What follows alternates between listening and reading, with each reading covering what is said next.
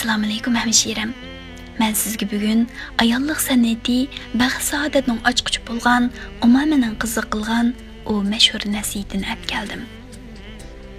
O so'zlarni mundaq boshlaydi.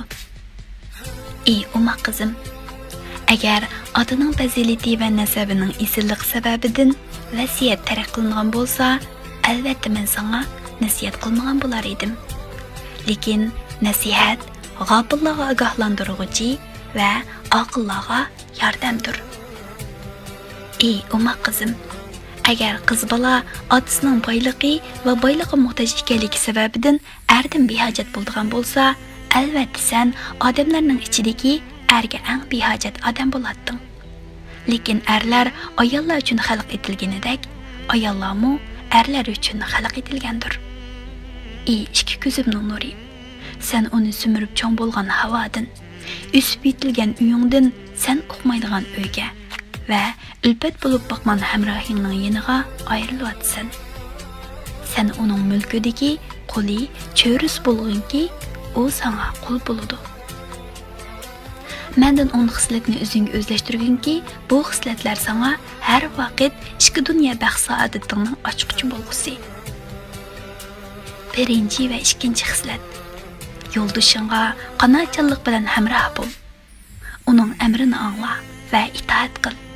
Chunki qanoatchanlikdan qalb rohatlandi. Itoatmanlikdan Alloh taolo rozi bo'ladi. Uchinchi va to'rtinchi xislat: u seningdan badbo'y puraq qolmasin. Uning ko'ziga chiroyli ko'rinishga tirishqinki, demakchi bo'lganim uning burni sendan xushpuroqni ko'rsin. Ko'zi sendan biror ko'rimsiz narsani ko'rmasin. Surma eng go'zal zinnatdir, suv eng pok atirdir. 5 va 6 xislat: uning tamoq vaqtini yaxshi egalla. Uxlayotganda tinchlikni saqla. Chunki ochlikning harorati ko'ydirguchidir. Uyquning buzilishi g'azablikdir. 7 va 8 xislat: uning do'stlari va oilasidagilarga yaxshi muomalada bo'l. Uning mol dunyosini obdan muhofazat qil.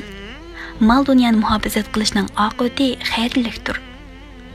Do'st yaranlar va aqrabolarga yaxshi muomala qilish oqilona tadbirdir. 9 va 10 xislat: uning sirini yayma. Amriga osiylik qilma. Agar uning sirini yaysang, uningga xiyonat qilishdan aman bo'lolmaysan. Uningmi sana xiyonat qilishidan ham aman bo'lolmaysan. Osiylik qilsang, uning o'g'isini qaynitib qo'ysan. Ey gulbeg'imning gulg'unchisi, u g'amkin chaqda xushal bo'lishdan, xushal chaqda g'amkin ko'rinishdan hazar ayla. Birinchisi kamchillik bo'lsa, ikkinchisi ko'ngilsizlikdir. Uning hurmatini oshirib qil. U seni uningdan oshiribroq hurmat qiladi.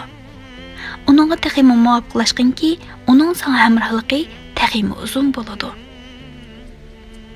Ey umaq qizim, shuni bilginki, sen o'zing yaxshi ko'radigan va yaxshi ko'rmaydigan ishlarda uning roziligini o'zingning roziligining ustida, uning xohishini o'zingning xohishi ustida qo'ymoqcha, uningdan yaxshi ko'radigan narsanga hargiz erisha olmaysan. Alloh taolo seni ikki dunyoda doimlik baxt saodat ichida qilsin. Shunday hamsiram.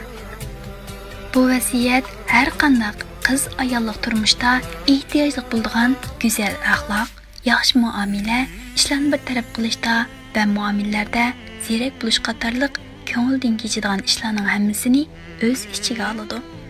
Shunlashqa bu nasihat to'y qilish oldi turayotgan har bir qiz uchun dastur bo'lishga loyiqdir. Ayollik san'ati ichingizda, baxt saodatning ochqichi doim qo'lingizda bo'lsin.